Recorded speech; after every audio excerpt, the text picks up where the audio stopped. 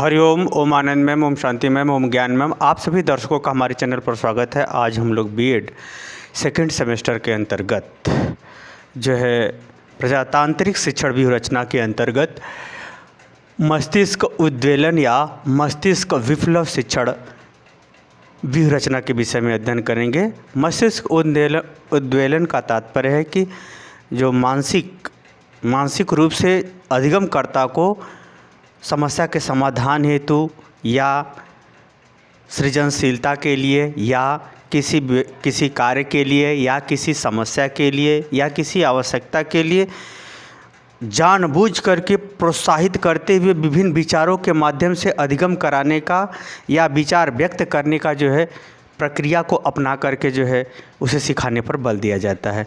मस्तिष्क उद्वेलन का मतलब इस ढंग से वह शिक्षण व्यूह रचना तैयार की जाएगी कि अधिगम करता है उसके मस्तिष्क में, उसके सोच समझ में, उसकी बौद्धिक क्षमता में एक प्रकार से तूफान आ जाए।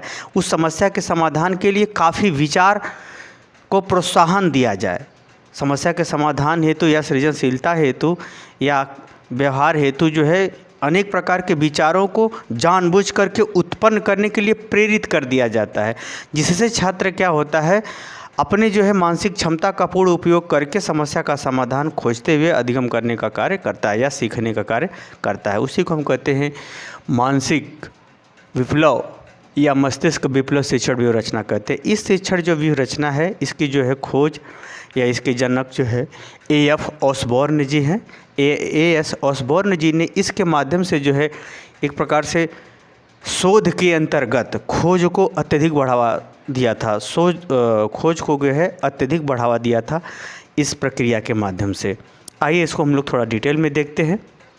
अगर हम बात करें मस्तिष्क उद्वेलन का, अगर सिंपल सा अर्थ लगाया जाए तो विचारों में तूफान लाना है, और इस ढंग से विचारों में तूफान लाना है कि जो समस्या का समाधान या सृजनशीलता या संज्ञानात्मक या जानकारी संबंधी योग्यता या कोई क्रिया या व्यवहार इत्यादि के विषय में वह इस प्रकार से विचारों का तूफान लाए कि जो है उसके माध्यम से वह अधिगम कर सके या उसके माध्यम से उस समस्या का समाधान खोज सके। आइए इसको व्यवस्थित रूप से देखते हैं।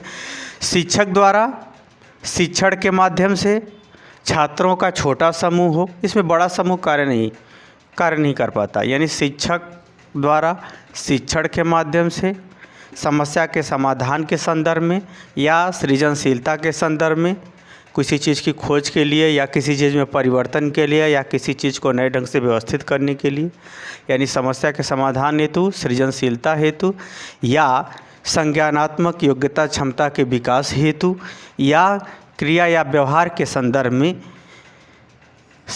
में छात्रों के अंदर या अधिगमकर्ता के विचारों में तूफान लाने हेतु स्वतंत्र प्रक्रियाओं के माध्यम से स्वतंत्र प्रक्रियाओं के माध्यम से लाकर जो अधिगम कराने का प्रयास किया जाता है उसे हम क्या कहते हैं, मस्तिष्क उद्वेलन शिक्षण व्यूह रचना। इसको फिर से देखिए। शिक्षक द्वारा शिक्षण कार्य के अंतर्गत समस्या के समाधान हेतु या सृजनशीलता के लिए या संज्ञानात्मक विकास के लिए या क्रिया या व्यवहार के लिए छात्रों के विचारों में तूफान स्वतंत्र प्रक्रिया के माध्यम से लाकर अधिगम कराने का जो प्रयास किया जाता है उसे हम क्या कहते हैं, मस्तिष्क उद्वेलन शिक्षण व्यूह रचना कहते हैं। उससे हम क्या कहते हैं, मस्तिष्क उद्वेलन शिक्षण व्यूह रचना कहते हैं। इसमें जो है जो विचार लाया जाता है, विचारों में स्वतंत्रता होती है। इसमें अध्यापक का कोई दबाव नहीं होता कि आप ऐसा ही विचार दीजिए, आप ऐसा ही अपनी बातों को कहिए, ऐसा नहीं। वहाँ पर विचारों में क्या होती है, स्वतंत्रता दी जाती है। इसीलिए इसको आप विचारों को उकसाया जाता है। अब क्या विचार होगा क्या नहीं विचार होगा वो छात्र क्या है स्वतंत्र रूप से व्यक्त करता है। छात्र क्या है स्वतंत्र रूप से व्यक्त करता है। तब वो जो मस्तिष्क उद्वेलन या मस्तिष्क विप्लव विधि कहते हैं। जैसे एक बार जैसे होता है जैसे आंधी आती है व्यवहार में, तो एकाएक वह हवा तेज़ हो जाती है, न कि धीरे धीरे तेज़ होती है। तो ये जो प्रक्रिया होती है इसमें अध्यापक जो है शिक्षण के माध्यम से जो है अनेक प्रकार के विचारों को एकाएक छात्रों में जन्म देने के लिए प्रोत्साहित करता है और वह विचार छात्र स्वतंत्र रूप से व्यक्त करता है, न कि किसी डर के, किसी भय के या अध्यापक के अनुसार व्यक्त करता है। ऐसा नहीं, जो विचारों को एकाएक अध्यापक जब उत्पन्न कर देता है, उत्पन्न करने के लिए छात्रों को प्रोत्साहित करता है, तब वह विचार जो है, विचारों की बालकों के मस्तिष्क में विचारों की बाढ़ से आ जाती है। वह विचारों की जो बाढ़ से आती है वह स्वतंत्र रूप से होती है और उसके माध्यम से जो है अगर सिखाने का कार्य किया जाता है या उसको सीखने पर बल दिया जाता है तो वह कहलाता है मस्तिष्क उद्वेलन या मस्तिष्क विप्लव, शिक्षण व्यूहरचना कहते हैं। अगर इसकी हम बात करें तो इसका इस समय बहुत ही महत्व है, क्योंकि इसके माध्यम से छात्र जो है विभिन्न प्रकार के शोध भी, नई खोजें होती हैं और बहुत सारे, जैसे गाड़ी है उसमें मॉडल चेंज हो, यानी परिवर्तन, रचनात्मक परिवर्तन, नई खोज, नया परिवर्तन, नया कॉम्बिनेशन और नया समस्या का समाधान, एक नई विचारधारा, एक क्रियाओं के करने का एक नया स्वरूप इत्यादि बहुत सारी चीज़ों को, खोज को प्रोत्साहन मिलता है। इसीलिए इसको कहा जाता है मस्तिष्क उद्वेलन, यानी मानसिक रूप से विचारधाराओं की तूफान या बाढ़ को उत्पन्न करते हुए अधिगम कराने पर इसमें बल दिया जाता है। अगर आगे इसकी अगर हम बात करें, गुणों की बात करें, तो परिकल्पना का विकास, विषय तो सब्जेक्ट जो भी अध्यापक रखे, वो जो विषय रखेगा उसके विषय में अनेक विचारधाराएं या अनेक विचार उत्पन्न सहज हो जाते हैं। छात्र उस पर अनेक ढंग से विचार करता है, अनेक ढंग से की बातें, अनेक ढंग की गतिविधियां, अनेक ढंग के, जैसे आपके सोच से कहीं परे अनेक विचार आते हैं छात्रों के विषय में, यानी परिकल्पना और समस्या के संदर्भ में अनेक संभावित उत्तर को सहजता ही जन्म मिल जाता है। वह कौन सा उत्तर सूटेबल होगा, कौन सा उत्तर कितना प्रभावी होगा, ये अलग बात है। अनेक परिकल्पना यानी समस्या के समाधान के लिए कई संभावित उत्तर या कई संभावित विचारधाराओं को जन्म सहज ही मिल जाता है, जिससे जो है उसके सभी क्षेत्रों या कई क्षेत्रों की जो है विषय में उसका जो है मस्तिष्क या उसका बौद्धिक तर्क उत्पन्न होने लगते हैं। इस प्रकार से जो है ये परिकल्पनाओं का विकास इसमें बहुत ज़्यादा आसानी से हो जाता है।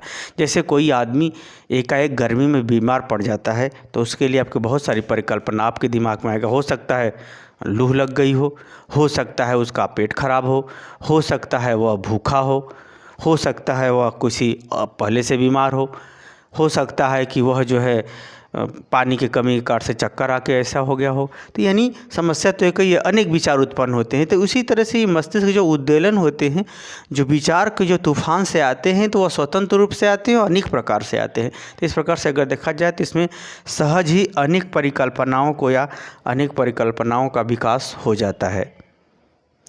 दूसरा का अगर देखा जाए तो सृजनशीलता को बढ़ावा मिलता है। सृजनशीलता का तात्पर्य होता है किसी चीज़ की खोज करना या किसी चीज़ में नए ढंग से सुधार करना या किसी चीज़ को पहले की बनी हुई चीज़ उसमें कुछ जोड़ देना या फिर उसको अन्य ढंग से अरेंज कर देना, उसको क्या कहते हैं, सृजनशीलता। तो मस्तिष्क उद्वेलन विधि में छात्रों में सृजनशीलता के गुणों का काफ़ी विकास होता है, बढ़ावा मिलता है। मौलिक रूप में विचार, मौलिक रूप में विचार का मतलब यहाँ जो विचार है इसके ऊपर थोपा नहीं जाता छात्रों पे। छात्रों के जो विचार होते हैं वो मूल स्वरूप में होते हैं, कोई बनावटी नहीं होते, उसके अपने होते हैं और उसके अपने वास्तविक विचार होते हैं। इस विधि के द्वारा मौलिक विचारों को भी बढ़ावा मिलता है। अगला है सहकारिता एवं समाजीकरण। सहकारिता एवं समाजीकरण का तात्पर्य है कि जब अध्यापक इस शिक्षण व्यू का प्रयोग करता है तो छात्रों का एक छोटा छोटा समूह बनाना पड़ता है। तो उसमें जो छोटा छोटा समूह बनते हैं तो उसमें समूह में सभी लोग अपने विचार रख सकते हैं। ऐसा नहीं कि किसी को कोई प्रतिबंध होता है। तो एक प्रकार से सभी लोग अपना विचार रखते हैं और उस पर अपने अपना चर्चा करते हैं, अपना अपना तर्क देते हैं, अपना अपना जो है विश्लेषण और संश्लेषण करते हैं। तो इस प्रकार से अगर देखा जाए तो एक दूसरे के अंदर सहयोग की भावना का भी विकास होता है और एक दूसरे का मान सम्मान करते हैं, तब जा कर के यह प्रक्रिया चलती है। तो इस प्रकार से देखा जाए तो सहकारिता एक दूसरे के सहयोग और एक दूसरे के साथ मिल करके समाज उस नियम के अनुसार उचित व्यवहार करने वाली प्रवृत्तियों का भी विकास होता है। इसलिए सहकारिता और सामाजिकरण की प्रवृत्तियों का भी विकास मस्तिष्क उद्वेलन विधि के अंतर्गत हो जाता है। अगला है स्मरण शक्ति। स्मरण शक्ति का यहाँ तात्पर्य है कि समस्या, मान लीजिए हमें किसी समस्या पे चर्चा की बात करेंगे, समस्या का हल बताइए सभी लोग, तो छात्र अपना अपना उत्तर देना शुरू किए। तो एक ही समस्या पर जब अनेक विचार आते हैं और कई छात्र लोग उस पर जब कई बार विचार व्यक्त करते हैं तो वो चीज़ सहजता से याद हो जाती है, उसकी स्मरण शक्ति बढ़ जाती है और उसके समझने की शक्ति, उस समस्या को समझने की शक्ति और चिंतन करने की शक्ति और उसे याद रखने की शक्ति, तीनों में वृद्धि हो जाती है। उसका हल में भी तीनों में वृद्धि हो जाती है। इसलिए समस्या का समाधान और उस विचार, समझबूझ, उसे हल करने संबंधी योग्यता क्षमता में वृद्धि हो जाती है। अर्थात मुख्य रूप से इसके स्मरण शक्ति में बहुत ज़्यादा वृद्धि हो जाती है, चाहे समस्या के विषय में हो, चाहे समस्या के हल के विषय में। इस प्रकार से स्मरण शक्ति की वृद्धि इसमें अत्यधिक हो जाती है। यह इसके मुख्य गुण रहे। अगर उसमें और एक बात करें, एक और हम जोड़ना चाहें तो जोड़ सकते हैं इसको। इसमें जो है समझने की शक्ति, क्योंकि एक ही समस्या के विषय में अनेक प्रकार से लोग उसको समझते हुए उसका हल बताते हैं, तो समझने की शक्ति का भी विकास जो है बहुत तेज़ी से हो जाता है। समझने की शक्ति का भी विकास इस विधि के अंतर्गत काफ़ी तेज़ी से हो जाता है, क्योंकि छोटे से छात्रों के समूह के अंतर्गत यह चर्चा परिचर्चा करते हुए उसका वास्तविक हल या व्यवस्थित हल खोजा जाता है। ये सब इसके गुण रहे। अगर हम इसके दोष की बात करें तो स्तर में समानता, अगर देखा जाए तो सभी छात्र, समस्या तो समान है सभी छात्रों के लिए, लेकिन सभी छात्र समान योग्यता क्षमता वाले होंगे ऐसा बड़ा कठिन है। इसीलिए उसमें कुछ छात्र तो सक्रिय रहते हैं और कुछ छात्र नीरस हो जाते हैं, बस सुनते रहते हैं। तो इस प्रकार से छात्रों के अधिगम स्तर में छात्रों के बौद्धिक योग्यता क्षमता में समानता न होने के कारण से इसका जितना विस्तृत बातें की जाती है उतना प्रभाव स्पष्ट देखने को नहीं मिलता है, यह इसका दोष पाया जाता है। यानी ये छात्रों के मानसिक स्तर की विभिन्नता के कारण कुछ ही लोगों का इसमें स्पष्ट प्रभाव देखने को मिलता है, सबका प्रभाव देखने को नहीं मिलता छात्रों में, यह भी इसका दोष पाया जाता है। दूसरा अगर दोष जाए देखा, अस्पष्ट ज्ञान में हिचकिचाहट। सभी छात्रों को अलग अलग ज्ञान होता है, चूँकि जो है समस्या जो है वह समाधान किस स्तर पे होगा, किस स्तर पे नहीं होगा, उसके विषय में सबको विस्तृत जानकारी है या नहीं, पहले से जानकारी है या नहीं, या फिर उनके लिए वह पूरी तरह विषय नई है, या उनके जो जितना ज्ञान है उससे कहीं अधिक योग्यता क्षमता की ज़रूरत होगी। उस पर जो है वास्तविक समस्या का समाधान खोजने की स्थिति में जब ऐसी परिस्थिति आ जाती है तो वह उस विषय पर अपना ज्ञान या अपने विचार को स्पष्ट रूप से नहीं व्यक्त कर पाते हैं, उनमें हिचकिचाहट होने लगती है। जैसे कक्षा 5 का बालक है और समस्या का समाधान वो 10 स्तर का बालक ज़्यादा सूटेबल से कर सकता है, तो 5 वाले के सामने अगर वो समस्या रखेंगे तो मानता हूँ कि वह उत्तर कुछ न कुछ संभावित विचार व्यक्त कर देगा स्वतंत्र रूप से, लेकिन जितना उसको विचार व्यक्त करना चाहिए सभी लोग नहीं उतना व्यक्त कर पाएंगे। तो ऐसी परिस्थिति में छात्र क्या होता है, विचारों को व्यक्त करने में हिचकिचाहट वाली स्थिति उत्पन्न हो जाती है, यह भी दोष पाया जाता है। अगला है मतभेद। जैसे एक ही समस्या है कोई या एक ही कोई कार्य है, उसके संदर्भ में कुछ लोग अन्य बातों पर ज़्यादा सहमत हैं, कुछ लोग अन्य बातों पर ज़्यादा सहमत हैं, कुछ लोग 2-3 पहलू पर बल दे रहे हैं, कुछ लोग जो है 5-6 पहलू पर बल दे रहे हैं। तो उसमें क्या होता है, जब बहुमत की बात आ जाती है तो 2 फाट उसमें हो जाता है कि नहीं, हम कुछ लोग 3 लोग इधर सहमत हो गए, 3 लोग इधर सहमत हुए, तो कोई एक निश्चित निष्कर्ष पर पहुँचना कठिन हो जाता है। तो छात्रों में या अधिगमकर्ता में जब मतभेद उत्पन्न हो जाता है तो समस्या का समाधान का कोई निश्चित आधार या कोई निश्चित निष्कर्ष नहीं निकल पाता, यह भी इसके अंतर्गत दोष देखा जाता है। अगला है अनावश्यक व्यर्थ की बात है। इस विधि के अंतर्गत समस्या का समाधान तो मिलता है, सृजनशीलता को भी बढ़ावा मिलता है, अन्य जो है क्रियाकलाप या ज्ञान व्यवहार इत्यादि को भी बढ़ावा मिलता है, परंतु समय का जो है अत्यधिक खर्च होता है, अनावश्यक बातें ज़्यादा होने लगती हैं, क्योंकि जब एक विचार देता है तो दूसरा उस विचार को काट सकता है या उस विचार से नई विचारधारा दे सकता है या उस पर सहमति व्यक्त कर सकता है, तो ज़्यादातर उसमें उत्तर प्रत्युत्तर ज़्यादा मिलते हैं। स्वतंत्र रूप से विचारों में अपना अलग विचारधाराओं का प्रभाव नहीं उतना मिल पाता, इसीलिए जो है आपस में ही तर्क वितर्क उचित अनुचित आपस में ही विचारों के अंतर्गत मूल्यांकन वाली प्रवृत्ति ज़्यादा को देखने को मिलती है, स्वतंत्र प्रवृत्ति ज़्यादा देखने को नहीं मिलती, इसलिए अनावश्यक बातें ज़्यादा हो जाती हैं, यह भी इसके अंतर्गत दोष देखने को मिलता है। मुझे उम्मीद है कि मानसिक उद्वेलन विधि को आप समझ गए होंगे कि किस प्रकार से शिक्षण व्यू रचना करते हुए उन्हें समझने बुझने सिखाने के संदर्भ में अध्यापक अपना शिक्षण का कार्य करता है। मुझे उम्मीद है कि समझ गए तो कमेंट बॉक्स में ज़रूर बताइए।